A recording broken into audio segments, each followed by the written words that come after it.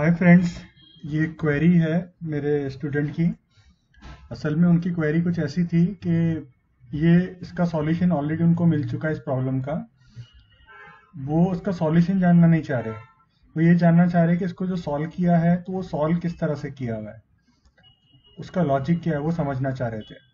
अब एक्चुअल में जो उनको सॉल्यूशन मिला है तो वो डिक्शनरी यूज़ करके हुआ है इसका सॉल्यूशन।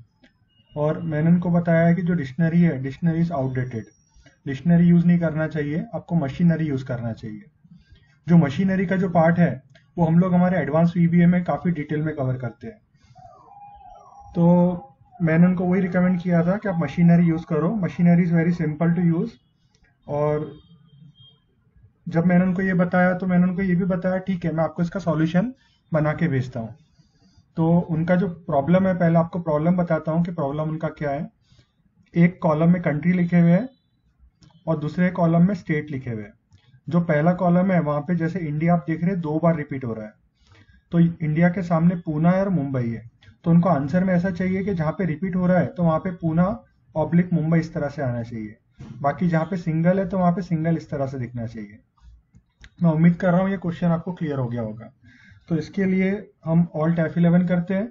अभी यहाँ पे ऑलरेडी मैं मशीनरी बना चुका हूँ। देखिए ये आइटम्स है, ये कलेक्शन क्लास है और ये ऑब्जेक्ट क्लास है।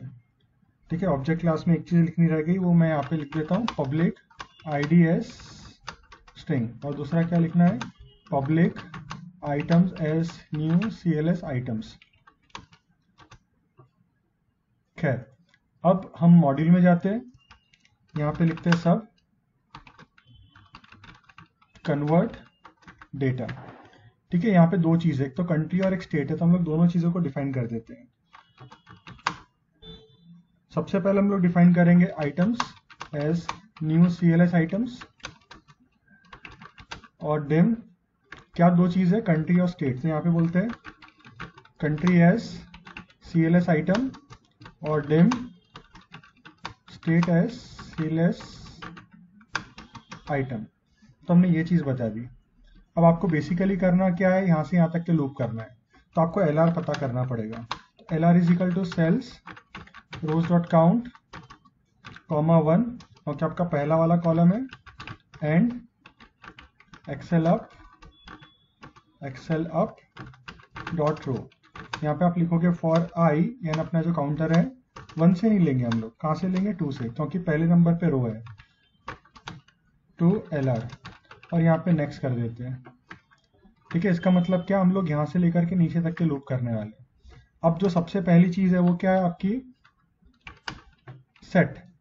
आपको सेट करना है, क्या करना है, कंट्री इज इक्वल टू क्या होगा, आइटम्स डॉट ऐड, है ना। आपको आइटम्स ऐड करना है। अब इसमें आईडी क्या होगा, आईडी आपका होगा ये क्या, सेल्स।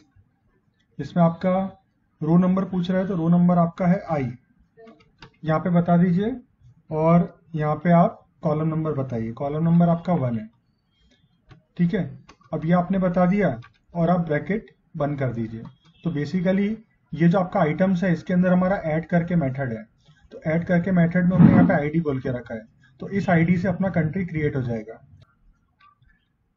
ठीक है, अभी यहाँ पे अगर आप देखोगे तो अब हमें लिखना है यहाँ पे set state is equal to, अब स्टेट किसके अंदर आ रहा है, कंट्री के अंदर। तो हम लोग यहाँ पे लिखेंगे country dot COUNTRY, country dot, इसमें आइटम्स डॉट ऐड, और इसमें लिखेंगे हम लोग सेल्स I,2, क्योंकि वो सेकंड वाले कॉलम में। ठीक है, तो ये दोनों चीज़ें आपका जो मशीनरी है उसके अंदर ऐड हो जाएगा। अब आपको इसको यूज़ करना है, तो आप यूज़ कैसे करोगे, for each country in items, next कर दीजिए। यहाँ पे लिखे for each state in country dot items, और यहाँ पे भी आप नेक्स्ट कर दीजिए। तो आपको अभी प्रिंट कहाँ पे करना है आंसर, आपको यहाँ पे F कॉलम में प्रिंट करना है। तो हम लोग अभी इसको डिलीट कर देते हैं। ये तो आपको दिखाने के लिए था सैंपल। तो हमारा जो आई होगा तो अपन R ले लेते वेरिएबल, R अपना 2 से स्टार्ट होगा। और आप यहाँ पे लिख दो R is equal to R plus 1, ठीक है, यानी 2 से स्टार्ट होने वाला है। और यहाँ पे आप क्या लिखोगे, सेल्स आर कॉमा कॉलम कौन सा है, एफ, तो आप यहाँ पे एफ कॉलम इस तरह से बता दीजिए। तो इसमें आपको क्या डालना है, इसमें डालना है कंट्री डॉट ID, ठीक है, कंट्री डॉट ID आपको डालना है। अब आपका कंट्री आ जाएगा। अब आपको जो लूप लगाना है एक्चुअल में, ये जो चीज़ है इसको ऊपर आनी चाहिए। यहाँ पे क्यों आना चाहिए, क्योंकि कंट्री एक बार है लेकिन अपने जो स्टेट है वो मल्टीपल टाइम्स आएंगे, है ना, स्टेट मल्टीपल टाइम्स स्लैश करके आएंगे। तो यहाँ पे हम लोग ये लिखेंगे और इधर हम लोग क्या बोलेंगे, txt इज इक्वल टू, और ये जो txt है उसको पहले अपन ऊपर ब्लैंक कर देंगे, यानी यहाँ पे txt is equal to blank कर देते हैं।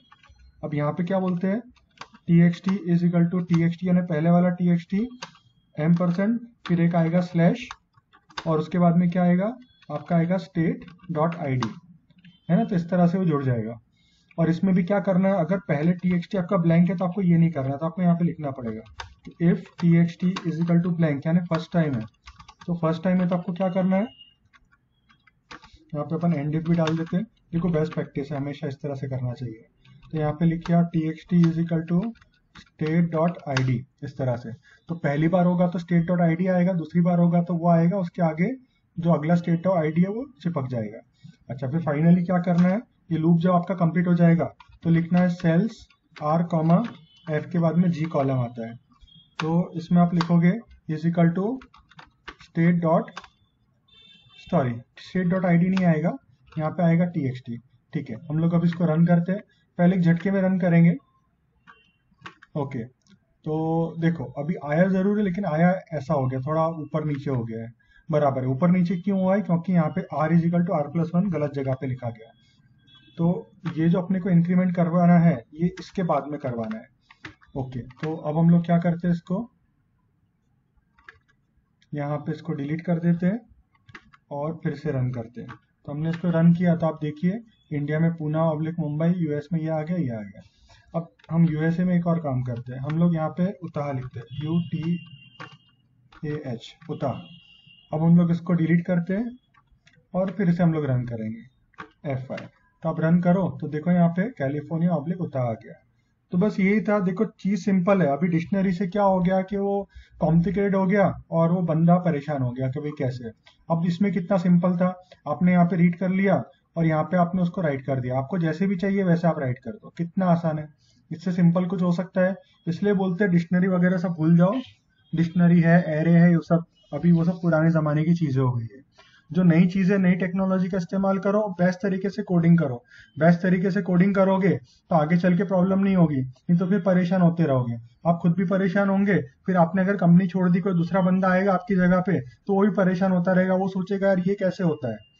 तो इसीलिए बेस्ट प्रैक्टिस जानना बहुत जरूरी है। हमारा जो डेटा रीडिंग का काम था वो यहीं पे हो गया, इतने से में हो गया, और बाकी ये अपन ने राइट के लिए किया। और ये भी क्या था, ये अपना लॉजिक था। तो ये जो कोड आपको लंबा दिख रहा है ना, एक्चुअल में लंबा कुछ भी नहीं है, ये से हम लोग अपने डेटा को प्रेजेंट कर रहे हैं। तो बस इसी नोट पे मैं एंड करता हूँ, और जो लोग सीखना चाह रहे हैं उनको मैं बता देता हूँ कि ये चीज हम लोग काफी डेप्थ में काफी सारे एग्जांपल्स कवर करते हैं। ये एडवांस वीबीए का पार्ट है। हमारा जो वीबीए का जो फाउंडेशन लेवल है वो लेवल 1 कहलाता है, और उसके बाद में एक सेकंड लेवल आता है एडवांस वीबीए। तो एडवांस वीबीए स्टूडेंट्स को काफी हायर लेवल पे लेके रख देता है। तो एडवांस वीबीए में हर एक को रिकमेंड करूंगा, जो लोग भी अपना करियर करना चाह रहे हैं ऑटोमेशन के अंदर, और जो लोग वीबीए में काफी काम करते हैं, तो उनको ये आना चाहिए, क्योंकि ये ऑब्जेक्ट ओरिएंटेड प्रोग्रामिंग है। ऑब्जेक्ट ओरिएंटेड का प्रोग्रामिंग का मतलब क्या होता है, हमने यहाँ पे ऑब्जेक्ट बना के रखे। आपने देखा ये जो है ये आपका कलेक्शन क्लास है, और ये जो है आपका ऑब्जेक्ट क्लास है। तो ये दोनों क्लास है, लेकिन ये कलेक्शन क्लास है और ये ऑब्जेक्ट क्लास है, और इन दोनों को हम लोग यहाँ पे यूज कर रहे हैं एफिशिएंटली। अब क्लास में हम लोग ये भी बताते कि इंडिविजुअली ये किस तरह से काम करता है। खैर, तो बस यही आपको बताना था। हम लोग यहाँ पे सेशन एंड करते हैं। Thank you so much.